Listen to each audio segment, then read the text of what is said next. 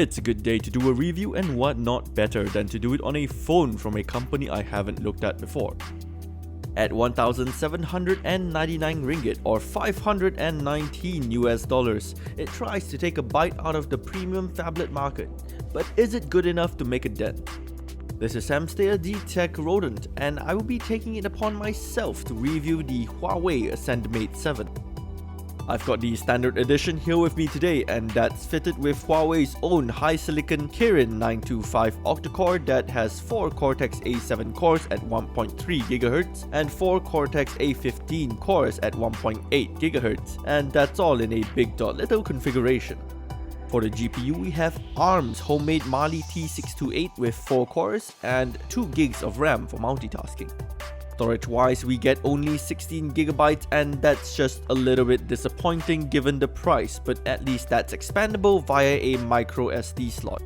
The battery comes in at a whopping 4100 mAh, and that should be more than enough to handle day-to-day usage and more.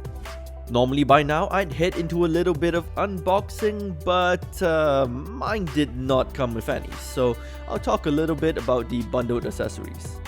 Aside from the phone, it does come with a white micro USB cable and a white wall charger that is rated at 5 volts and 2 amperes. Moving on to the star of the show, it's hard not to notice first the size of it, as it has a 6-inch IPS Neo LCD display that is made by JDI. The display itself has a 1920 by 1080 resolution, and true to the name, the IPS Neo display has even deeper blacks and contrast ratios versus a standard IPS display, and has really great colors and viewing angles. My only gripe is that it seemed to have an orangish yellow tint, causing it to look warmer than it actually is, and that the display is perhaps not as borderless as it may look. Aside from that, you will also find the notification light, sensor array, the 5MP front-facing camera, and earpiece up top. The left is kept clear of any buttons, meaning that both the power button and volume rocker can be found on the right of the phone. I actually quite like this placement, as I found them both easy to reach with just my thumb. Both the buttons are machined out of aluminum as well, with a rough look and great clicky tactile feedback when pressed. That's not to say that the left is devoid of anything, however, as you'll find 2 trays here, one for a micro SIM and the other for a micro SD card. You'll only really find 2 things up top, the 3.5mm headphone jack and a pinhole for a noise cancelling microphone. And to the bottom, the primary microphone and the micro USB port that strangely isn't centered to the phone and messes with my OCD a little.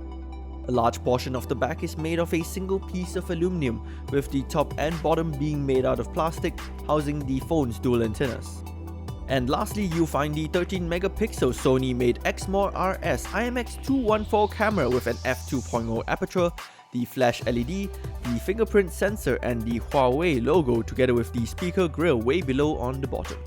So I know that Huawei is trying very hard to appeal to the more premium market segment, but I can't help but feel a bit let down with the Mate 7.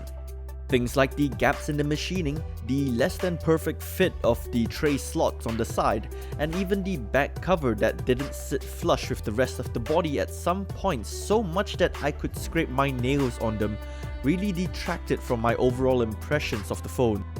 Being a 6-inch device as well, and one that's made mostly out of aluminum, handling of the phone was just a bit tricky, felt insecure in my hands, and for someone who uses phablets on a daily basis, I found it very slippery, a bit uncomfortable, and felt like it could fall at any time.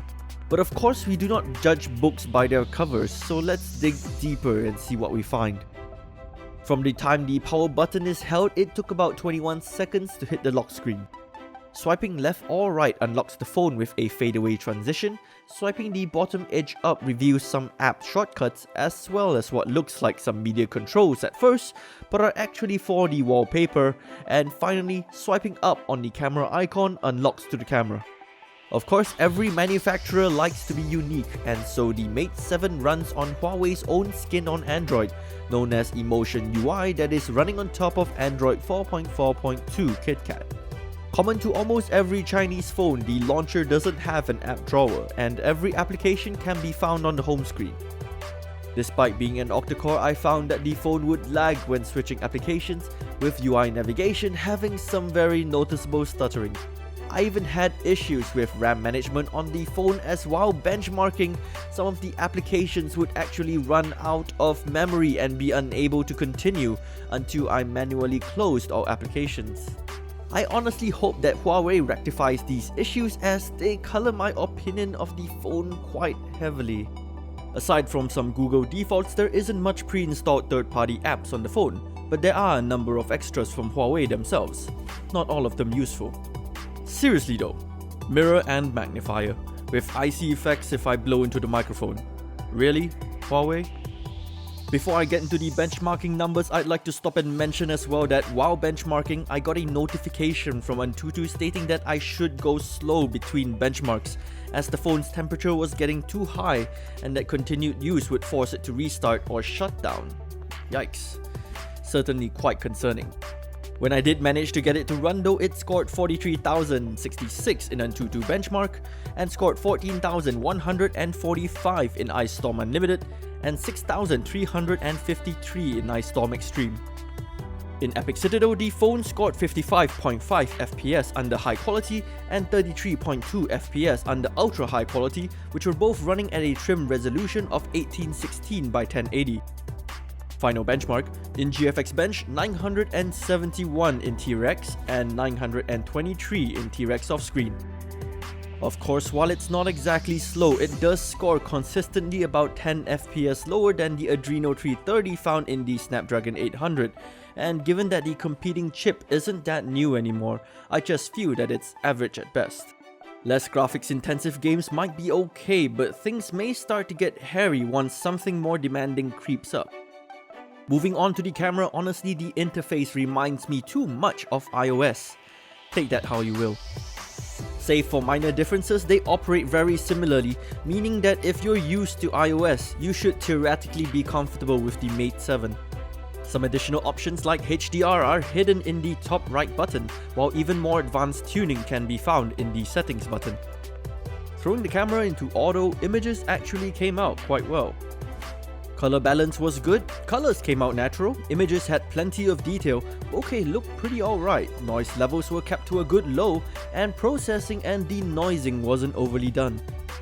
Now usually at this point I talk about how HDR at least helped a little, but honestly aside from rare instances, there was no situation in which HDR was even remotely useful, as photos looked more washed out, color balance looked off, and photos were either under or overexposed.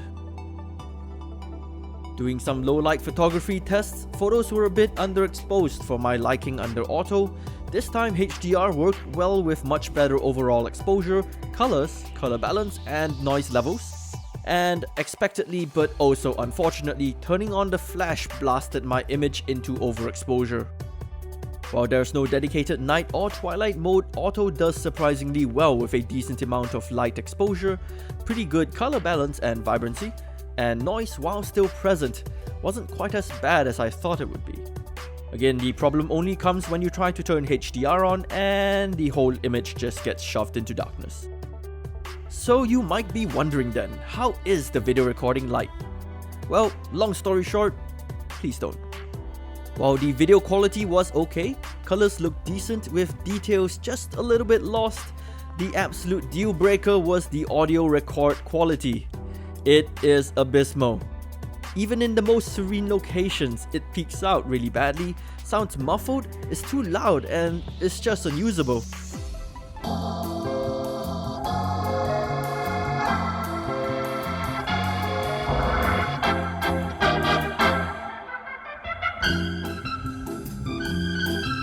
Hey guys, this is a 1080p recording test on the Huawei Ascend Mate 7.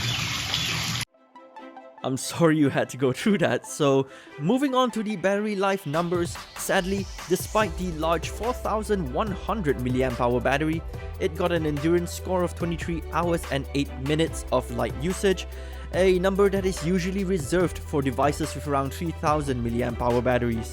This just means that it lasts quite decently long, just not what you'd expect from a phone with a larger than usual battery.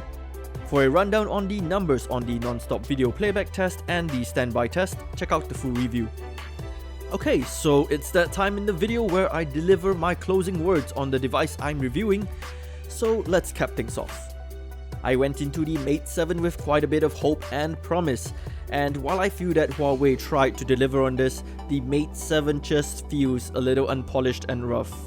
To say that I feel the phone needs a bit more work done on it is me being modest. The design isn't that exciting, the build quality and manufacturing needs tighter QC standards, the screen could have afforded this QC as well, Emotion UI is still a bit young and lacks maturity, jittery performance and overheating is of course an issue, and camera and video recording could both use fine-tuning as well. To top it off, the price tag is rather obscene for something that I feel is rather incomplete as well at $519. It's all of this combined that makes it really hard for me to recommend owning the Mate 7, as there are a lot of phones out there that offer a lot more and better for a lot much less.